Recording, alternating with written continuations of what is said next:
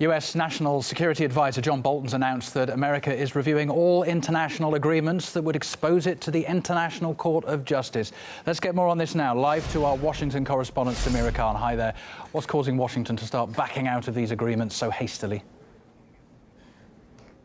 Well, to simplify it a bit, what the U.S. is withdrawing from exactly is an optional protocol on disputes to the Vienna Convention, which will prevent countries like Iran and Palestine from suing the U.S. at The Hague. And National Security Advisor John Bolton tried to justify the decision by portraying the provision as a violation of U.S. sovereignty, citing a case brought on by Palestine contesting the decision to move the U.S. Embassy from Tel Aviv to Jerusalem. In his statement, Bolton went out of his way to take a dig at Palestine, calling it the so-called state of Palestine.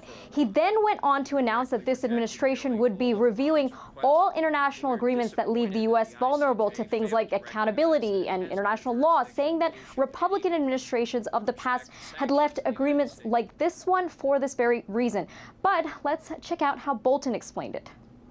We will commence a review of all international agreements that may still expose the United States to purported binding jurisdiction, dispute resolution in the International Court of Justice. The United States will not sit idly by as baseless, politicized claims are brought against us. Earlier today, Pompeo announced to the world the U.S. was leaving a friendship treaty with Iran that established diplomatic ties with the country back in 1955. And it was apparently a response to the ICJ ruling that ordered Washington to lift Iranian sanctions on humanitarian goods, which Pompeo describes as Iranian propaganda. Iran is attempting to interfere with the sovereign rights of the United States to take lawful actions necessary to protect our national security. And Iran is abusing the ICJ for political and propaganda purposes. Of course, this isn't the first time the U.S. has shown complete disregard for international law. Earlier this year, the U.S. withdrew from the Human Rights Council. Now, seeing that this has happened, it leaves one question. How will the U.S. or any other Western country, for that matter, be kept in check without an effective international governing body? And it looks like this move might just revive those discussions. Yeah, with the U.S. putting itself above admonishment, but also those countries that probably don't feel they've got recourse to action now. OK, Samira Khan in Washington, thanks for that. Well, RT's Ripley Video Agency has been asking people in Tehran what they think about the International Court's ruling on lifting some of the sanctions.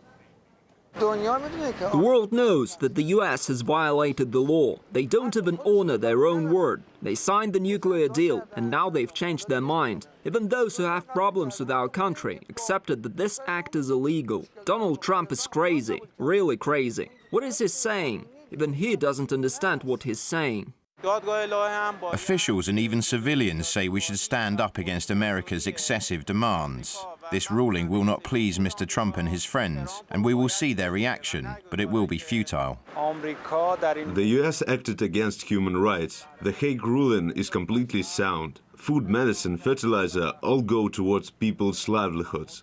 They should never have to live in poverty. Political analyst Sayed Mustafa Koscheshan believes that Washington's too focused on itself, and that affects its attitude to international law and treaties.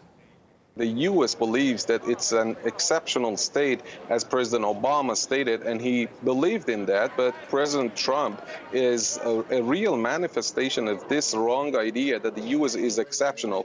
All other nations should abide by the rules and regulations except for the United States. So therefore, the U.S. is adamant to the rule of the law. It has proved to be an irresponsible actor, and it's been, disrespecting international treaties, rules, as well as agreements. Under President Donald Trump, the situation has been even worse.